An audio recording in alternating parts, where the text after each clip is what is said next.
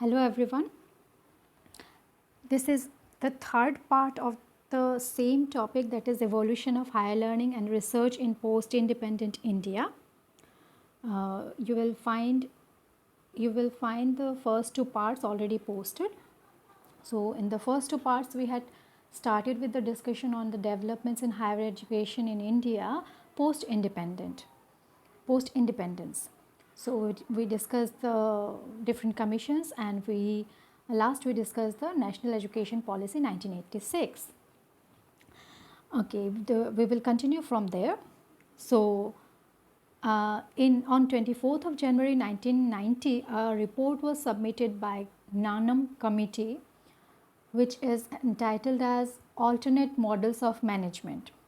It was particularly constituted for looking at the administrative aspects of higher education. Some of its major recommendations are that the management of higher education should be based on principles of participation, decentralization, autonomy and accountability. All these should be there in the management and administration of higher education. It also said that more responsibility should be given to UGC so that higher education can be well regulated. Then in case of financial matters, it said that block grants should be replaced by endowment funds for financing of higher education. Along with that, it also said that the corporate sector should be encouraged to support higher education, particularly in financial matters. Then it said that it is very important to utilize the research facilities available outside universities. For example, research agencies or institutions which have research facilities, those should be available for the university to be utilized. It also encouraged interdisciplinary courses to be available in higher education as well as interdisciplinary researchers. And it recommended various do's and don'ts for what are the roles and responsibilities for various administrative posts in higher education, particularly in case of university. So these are some of the major discussions which were on the recommendations of Gnanam Committee 1990. During the same time, Ramamurthy Review Committee was constituted on 7th of November 1990. It was named as Ramamurthy Review Committee because its chairman was Acharya Ramamurthy. It was entitled as Towards an Enlightened and Humane Society. The main function of, or the main aim of constituting this committee was to review the National Policy on Education 1986, because there were from 1986 to 1990 it was already being implemented, and there was a necessity to review the recommendations that have been given in the policy. The recommendations regarding revision of policy and action necessary for implementation of the revised policy within a time frame was given by Ramamurthy Review Committee. Then in 2005, 13th of June, National Knowledge Commission was constituted. Its chairman was Sam Pitroda. Some of the major recommendations of National Knowledge Commission, particularly on higher education, are massive expansion of opportunities to higher education system, means there should be more accessibility for higher education and it should be available to a large number of people. For that, there is a need to establish an independent regulatory authority for higher education. Till now, which was the responsibility which was being carried out by UGC, National Knowledge Commission recommended for another independent regulatory authority for higher education.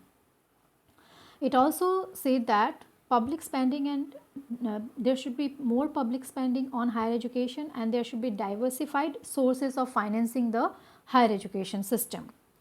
It recommended for establishing 50 national universities that can provide higher education of higher standard, good quality higher education. It suggested for reforms in the existing higher educational institutions And it also said that there is a need of restructuring the system of undergraduate colleges affiliation to the university. The way undergraduate colleges are being affiliated to the university, that system should be restructured. It also said that there should be more flexibility for the students, there should be more choices for the students in higher education in terms of courses, in terms of subjects available to be chosen by the students in higher education. And it also focused on the inclusive education aspect of higher education, particularly the marginalized section, for example, the educationally backward, socially backward, or economically backward. Marginalized people should be included. The accessibility of higher education for these people should be increased.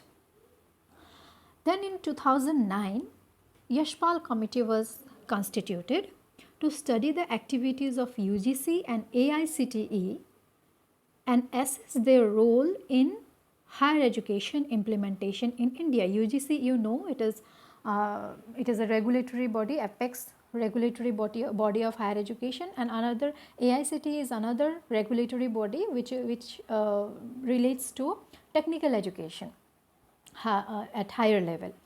So, Yashpal Committee was constituted to study the activities of UGC and AICTE and to assess their role in higher education implementation in India. Let us look at the recommendations given by Yashpal Committee. You can look at the slide, you can see in the slide that it recommended for greater autonomy and academic freedom to higher education institutions. More autonomy and academic freedom should be given to higher education institution. Giving autonomy and freedom means the autonomy, the ability of the institution, higher education institution, to decide upon the courses to be provided, the curriculum, the design of curriculum, the teaching methods to be adopted, the examination system and all. If the institution is given the freedom to decide all these things, that is called as autonomy and academic freedom. Then independent and autonomous bodies for higher education regulation should be there, as it was also suggested by, if you can remember, it was also suggested by National Knowledge Commission that one autonomous body, independent and autonomous body should be there for regulation of higher education. Then it also suggested for improvement in the condition of teachers, service condition of teachers.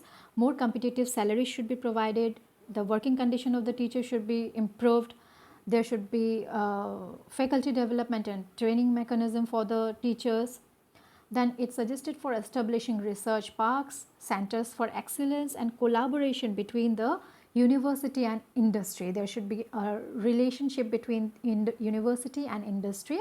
Industry should be helping the university to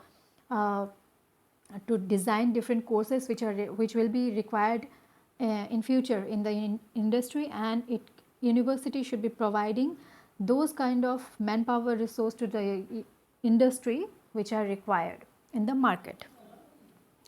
Then it also suggested for increasing the capacity of higher education institutions and establishment of new universities, colleges and vocational education centers. So it suggested for expansion in both ways. First, it said that in the existing higher educational institutions, the intake capacity should be increased, as well as new universities, colleges and vocational education centers should be opened.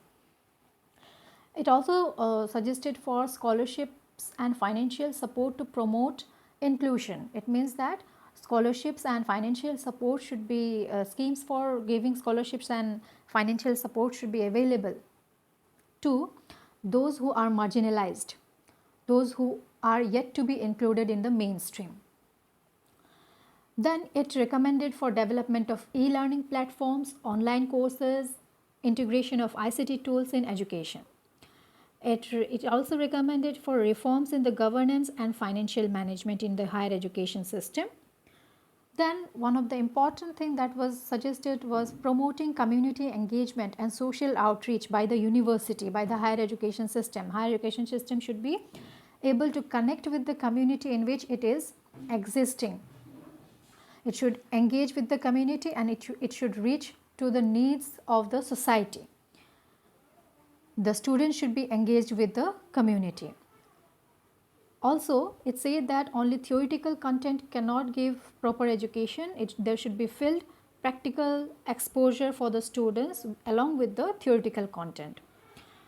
Then another highlight of Yashpal committee is that it suggested for check on proliferation of deemed to be universities. There were at that time there were many deemed to be universities. Deemed to be universities are institutions which are deemed as, which are thought as, or which are thought as capable of being a university but are not given the status of a university. So these institutions are deemed to be university but not a university, real university. Okay, so it said that there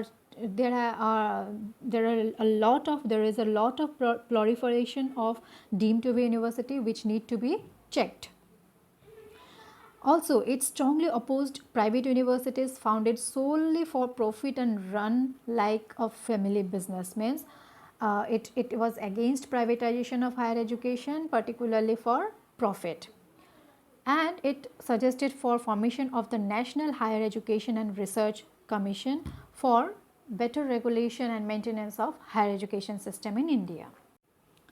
So, in this video we have gone through the recommendations of Nanum committee and seen why Acharya Ramakmurthy committee was constituted, and then when we went through the recommendations of National Knowledge Commission and Yashpal committee.